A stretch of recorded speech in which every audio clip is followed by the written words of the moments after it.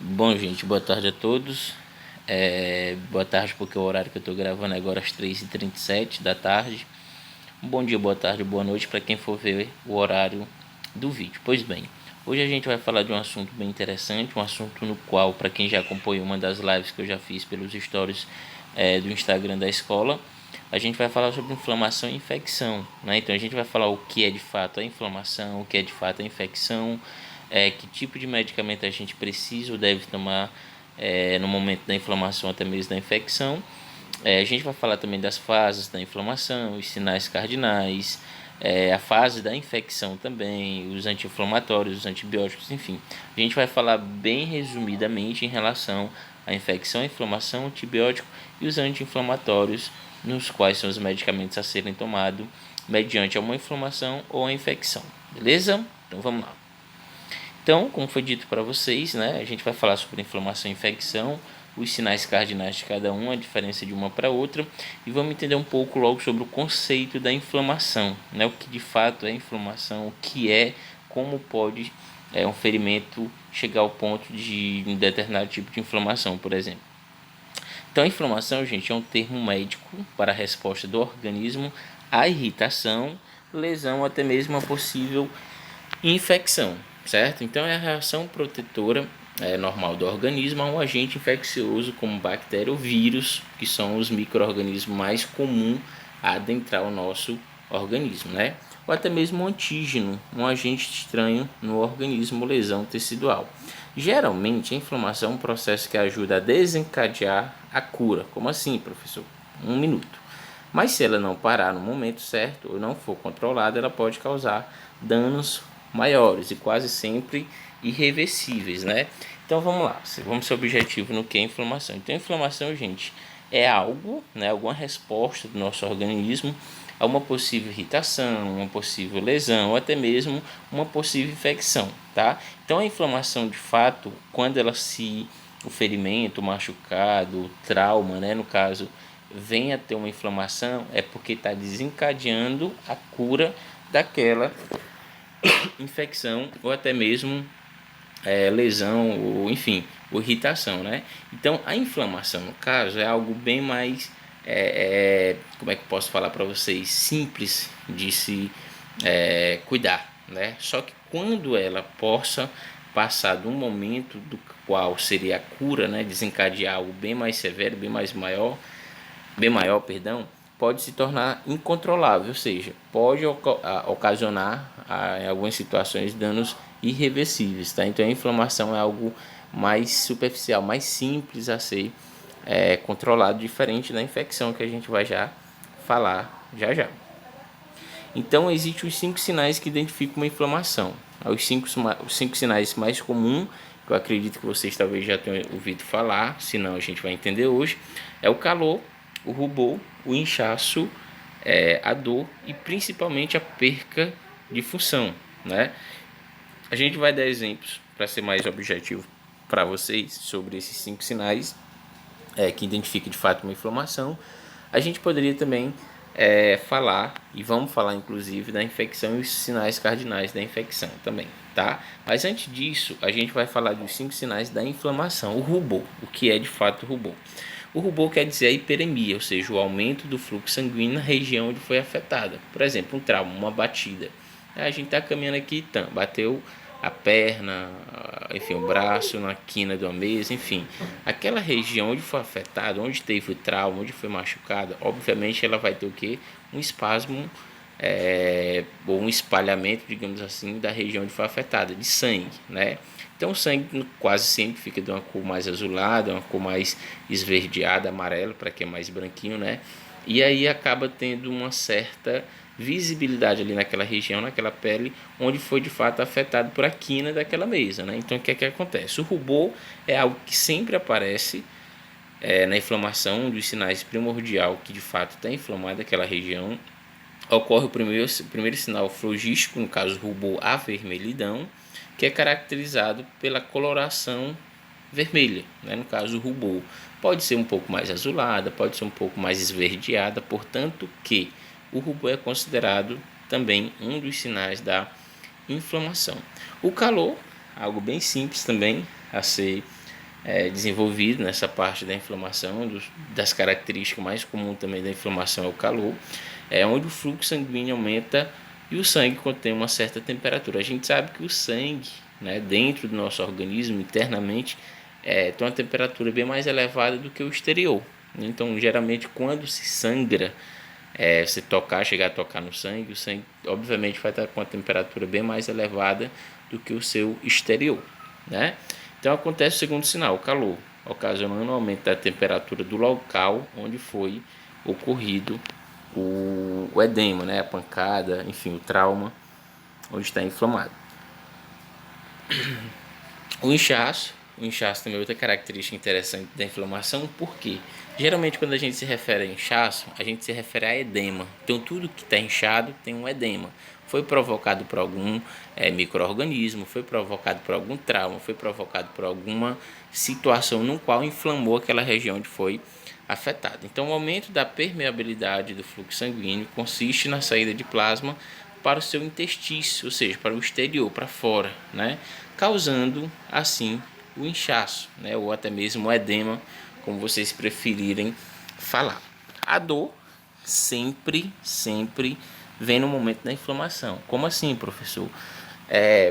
Todo mundo tem nervos, né? Pelo menos é para ter, até onde eu conheço, todo mundo tem nervos, tem terminações nervosas.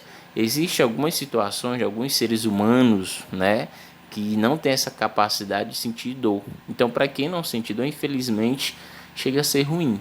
Por quê? Às vezes a pessoa é doente de alguma doença bem séria, uma doença crônica, inclusive como a diabetes, precisa, dependendo do grau do ferimento, do tipo do ferimento, precisa ter uma amputação daquele membro, e nem sempre a pessoa que sofre de diabetes vai sentir dor para quem não tem as terminações nervosas, tá? Para deixar claro isso para vocês. Então a dor, ela faz parte fundamental da parte da inflamação. Então professor, tudo que a gente sente dor está inflamado? Sim, tudo que a gente sente dor está inflamado. Independente que, se não aparecer os outros 4 sinais da inflamação e vir apenas a dor, pode ter certeza que aquilo está inflamado. Por quê? Porque as terminações nervosas, elas estão sendo ativadas, estão sendo utilizadas para aquela região onde você está sentindo a dor. Então a dor, esse edema vai comprimir as terminações nervosas, os nervos no caso, né, juntamente com as prostaglandinas, que sejam os sinais químicos e os hormônios também dentro do organismo desse paciente, dessa vítima, dessa pessoa, que vai irritar essas terminações, né, ocasionando outro sinal, no caso, a dor. Então a dor, no caso, gente, ela é estimulada, digamos assim, pelos sinais químicos, o calor, o frio, o trauma, no caso a pancada, né, o corte, enfim, tudo se refere à dor, tá bem? Obviamente, junto com seus hormônios, então ele vai acabar ocasionando, né, digamos assim, estimulando o sistema nervoso e obviamente as terminações nervosas para, no caso, o paciente vir sentir desconforto, né, dores, enfim, dores no qual a gente tem um certo controle, tá, gente? Tem dores no qual a gente pode ter um certo controle, e dores, infelizmente, que a gente não tem esse controle todo, né? Então, a gente dá sinais que de fato está doendo muito, mesmo aquela região onde foi afetada. E o quinto e último sinal da inflamação é a perda de função. A perda de função vai ser o último sinal, pois essa inflamação pode ocasionar o impedimento de algumas funções fisiológicas do local lesionado. Por exemplo, nessa imagem aqui a gente vê um paciente, né, que na teoria, pelo menos na imagem aqui, aparentemente deslocou o ombro, né? Esse ombro, essa articulação do ombro, do húmero, né, do nosso ombro, do braço, ele tem uma articulação de até 360 graus. Então, às vezes a pessoa está jogando vôlei, enfim, cai de moto, tem um certo trauma, né? Trauma que eu me refiro, gente, uma pancada, tá? Para deixar claro isso para vocês. Tanto que eu falo de trauma, é uma pancada, uma batida. Então, levou uma batida aqui no ombro. No ombro, no qual faz um giro de 360 graus. Se ele não conseguir esse giro de 360 graus, é porque aconteceu alguma coisa na articulação desse paciente, dessa vítima, né? Então esse paciente ou essa vítima, em vez de ele fazer esse giro de 360 graus na articulação do seu húmero, do seu ombro, ele tem, no caso, essa perda de função, certo? Então a perda de função geralmente pode ser ocasionado quando o membro ele é afetado você perde de fato aquela função de 360 graus como a do ombro. Em vez de você fazer um giro de 360 graus, você faz um giro apenas de 280, no caso 270, né? Então você tem um giro infelizmente incompleto. Então isso já é uma perca de função relacionado à inflamação. Professor, então toda vez que eu tiver uma inflamação, eu vou ter perca de função? Não. Dos 5 sinais da inflamação, aparentemente aparece 4. O mais primordial que sempre tem que aparecer, no caso, é a dor. O calor, o rubor também são primordial, mas não tanto quanto a dor. Então a dor, sempre que você tiver alguma coisa inflamada, ela precisa vir primeiro. A perca de função, isso depende do grau da lesão, do grau da inflamação, se de fato você perdeu ou não função em relação àquele membro, certo? Então é basicamente isso, os 5 sinais da inflamação, ok, gente? Deixa eu passar aqui o próximo. Também existe as fases da inflamação, assim como existe no caso os 5 sinais da inflamação, existe também as fases da inflamação. Então as fases da inflamação e o que acontece de mais importante em cada uma dessas fases, por exemplo, as fases irritativa, fase vascular, exudativa, fase degenerativa e a fase produtiva reparativa, né, no qual é a famosa cicatriz. Então vamos lá na primeira fase, a irritativa. A primeira fase, gente, é a fase que perdura por toda a inflamação, caracterizada pela liberação de mediadores químicos decorrente da ação do agente agressor nos tecidos. Como assim? Na fase irritativa, gente, é o corte, como a gente observa aqui do lado esquerdo, o espinho, e do lado direito a perfuração da pele por uma tesoura, né? Então essa fase irritativa é quando perdura todo o corte, seja pelo esse espinho, seja por essa tesoura. Então a fase irritativa é um molde, digamos assim, do ferimento, que começa a partir do momento que ele se feriu, o paciente, até o último dia no qual ele está se curando, está cicatrizando aquele ferimento. Então a fase irritativa é o momento que você se cortou até o último dia que sua pelezinha está fechando, ou seja, cicatrizando, ok? A fase vascular, a segunda fase, no caso da inflamação, consiste no aumento da permeabilidade do vaso e vasodilatação. Como assim? Desculpa. Esse aumento, gente, da permeabilidade do vaso e vasodilatação, a gente refere-se ao famoso cicatrização, ou famoso cascãozinho. É a partir do momento em que você cortou seu braço, sua perna, enfim, teve um pequeno arranhão no qual saiu sangue. Então, o que existe dentro da nossa corrente sanguínea? Glóbulos vermelhos, glóbulos brancos, plaquetas, né, e por aí vai. Certo? Então, tudo que existe dentro do nosso organismo, dentro da nossa corrente sanguínea, obviamente, se está saindo sangue, é de dentro para fora. Então, plaquetas, glóbulos brancos, glóbulos vermelhos, eles vão tentar entupir, entre aspas, tá, esse ferimento. Como vocês observam aí, a inflamação, obviamente, é algo que está entrando dentro da nossa pele, dentro do nosso organismo, dentro da nossa corrente sanguínea, como, por exemplo, as bactérias ou os vírus. Por quê? Porque qualquer ferimento no nosso corpo é uma porta de entrada para micro-organismo dentro do nosso corpo, tá, gente? Então, qualquer micro-organismo, qualquer ferimento que a gente tiver, qualquer micro-organismo pode estar adentrando ao nosso corpo. E os glóbulos brancos, né, a gente sabe que os protetores, digamos assim, o exército de proteção do nosso organismo, as células protetoras do nosso organismo e principalmente do nosso sistema imunológico.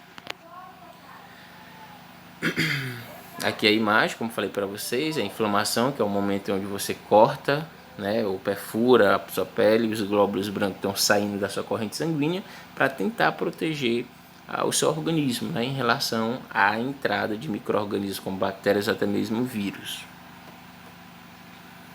A fase exudativa, no caso, é caracterizada pela formação de exudado de células e plasmáticos, oriundo do aumento da permeabilidade do vaso, ou seja, proteção do ferimento. Como assim? A partir do momento que a gente vê que o ferimento está aberto, nessa imagem anterior aqui, existe toda uma cicatrização, ou seja, toda uma outra camada, no caso, é rica em células e plasmáticos, tá? A formação de exudado celular, e plasmático, ou seja, células e plasma, para tentar reformar, digamos assim, aquele tecido que foi morto, né? Ou seja, aquelas células que já foram mortas por aquele ferimento, tá? Então essa terceira fase, a fase exudativa, o momento em que o ferimento já está mais enxutinho, já está mais com essa camada, como vocês observam, de cascão, né, o cascãozinho. Mas lembre-se, gente, observa aí, ó, que tá vermelho, tá com rubor. Obviamente esse paciente vai sentir dor se caso toque nesse ferimento. A temperatura ao redor desse ferimento obviamente está elevada, né? Então a única coisa que ele não fez das 5 características da inflamação foi o que? A perca de função. Por mais que ele tenha tido esse ferimento, ele tem o que? Calor, dor, rubor e apenas esses sintomas. Não tem apenas a perda de função, mas os demais dos sinais da inflamação ele apresenta, tá bom? Próximo slide. E por último é a fase degenerativa necrótica, né? No caso a quarta fase, degenerativa necrótica, é a fase em que evidencia células mortas, necrosadas e produtos de degeneração.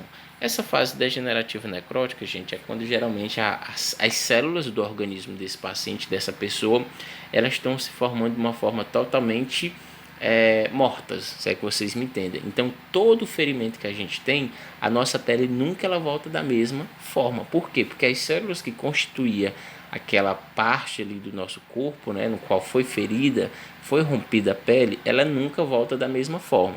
Então, as células que foram mortas, digamos assim, naquele ferimento, elas se tornam células necrosadas, né? Células mortas, de fato, assim como a gente observa nessa imagem aqui. Essa moça, essa paciente aqui, Vanessa Urach, Andresa Urach, não me recordo o nome dela, mas ela era modelo na época. Ela fez o uso de alguns antibióticos, alguns óleos, digamos assim, hormonais para o uso pessoal dela, né? Época de carnaval e tal, ela era modelo, enfim. Ela fez o uso dessas substâncias tóxicas. O que foi que o organismo dela fez? Rejeitou o que foi introduzido dentro da própria pele dela. Então, fazendo com que acontecesse o quê? As células dentro daquela região muscular dela viessem a necrosar. Como vocês observam aí na imagem, gente, ó. Necrose criou buracos, ferimentos bem grandes mesmo, quase irreparáveis, né? Onde inclusive ela teve que fazer um enxerto de pele para tentar amenizar esses buracos, tá bem? E a última fase é a fase no qual é a produtiva reparativa, tem a multiplicação de células e reparações tecidual. O local lesionado pode regenerar mesmo tipo de células ou cicatrizar tecidos fibrosos, né? Essa é a fase final que visa recompor todo o tecido lesionado. Então tá aqui todas as fases, gente, no momento que teve o corte, o ferimento, teve a lesão da pele, até a fase de cicatrização daquele ferimento. Mas repetindo para vocês, todo ferimento, toda cicatrização, ela nunca ou de forma alguma ela é reconstituída, digamos assim, da mesma célula no qual foi lesado. Ou seja, as células no qual vai cicatrizar aquele ferimento são células novas, diferentes das células que formavam antes o tecido, né? No caso, as células mortas, necrosadas. Geralmente são utilizados anti-inflamatórios, como todo mundo sabe, né, para inflamação. Então, os anti-inflamatórios são o quê? São substâncias ou medicamentos que combatem a inflamação de tecidos. Tais medicamentos atuam por favorecer o desaparecimento dos edemas, desidratando os tecidos tumefeitos, ou seja, inchados, né? Existem dois tipos de anti-inflamatórios, os não esteroidais e os esteroidais.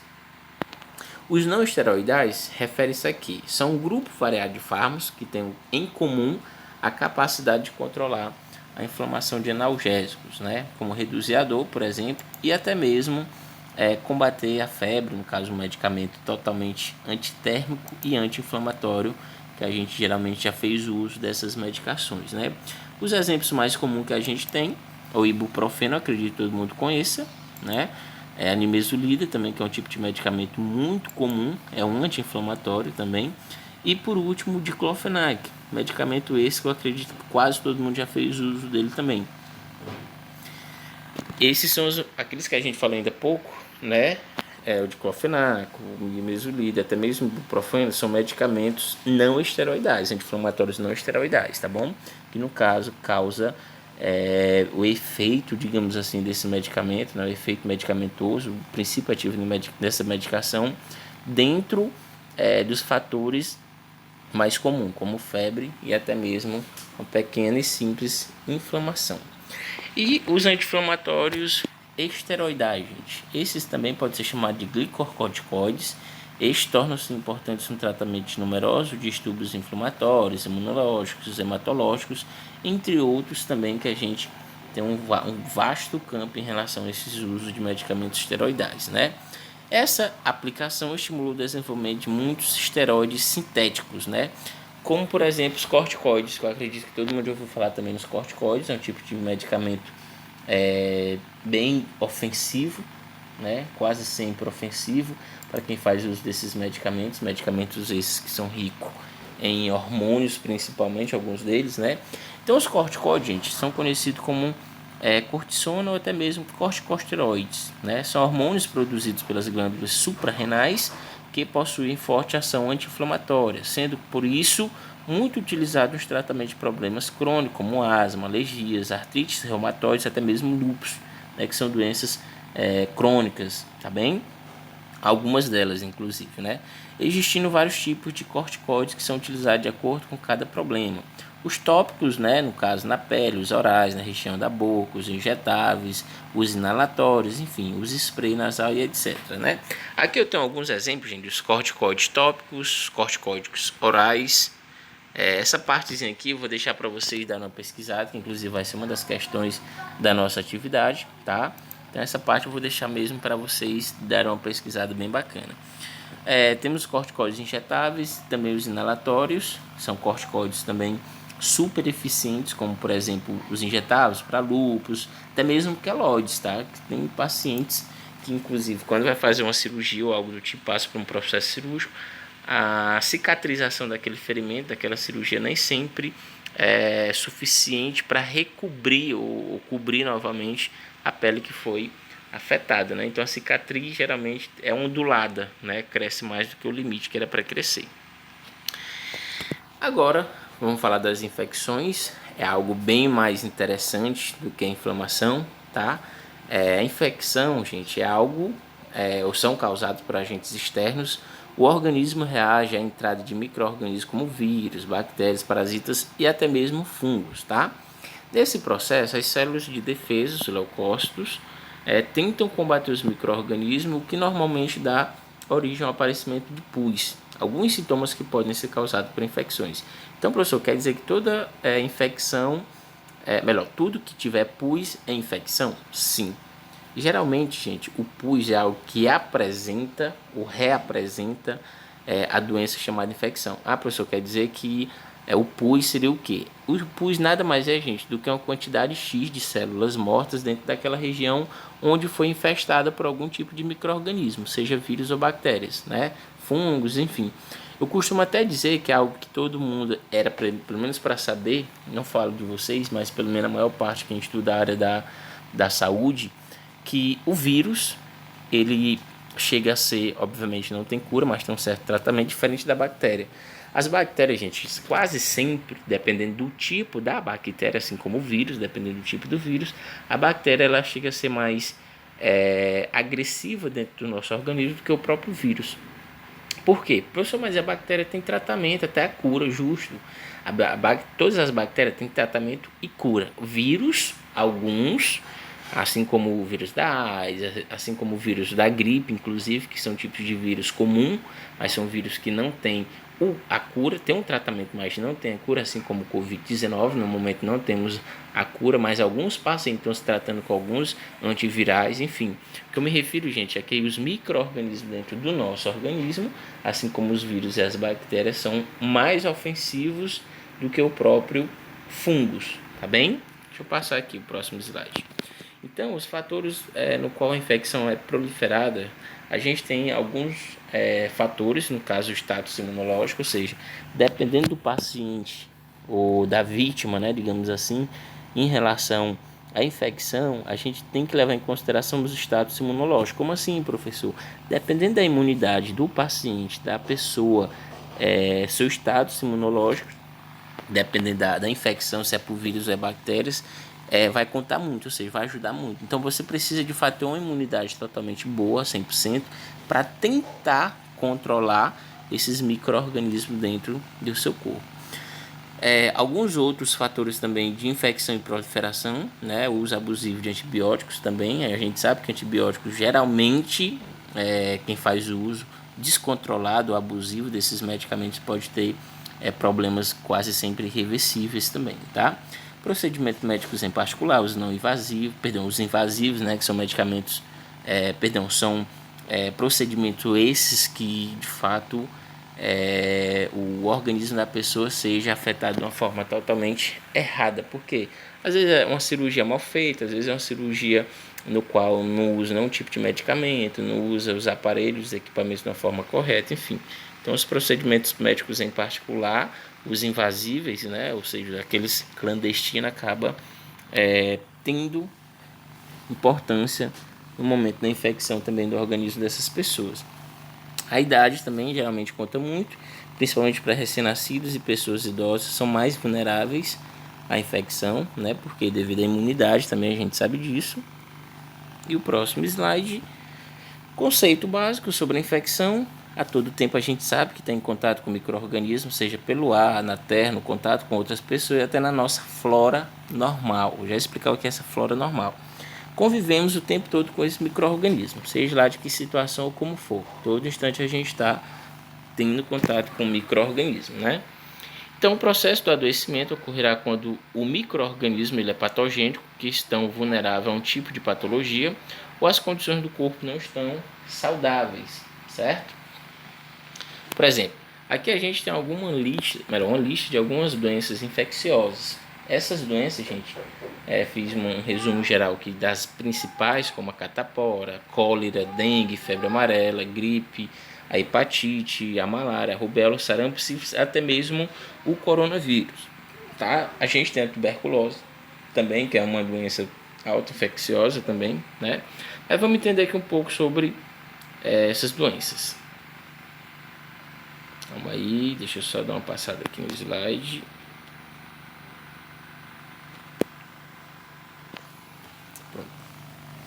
Bom, gente, na verdade aqui eu ia falar sobre o coronavírus, mas eu acho que não vai dar para passar aqui. Mas só um instantezinho.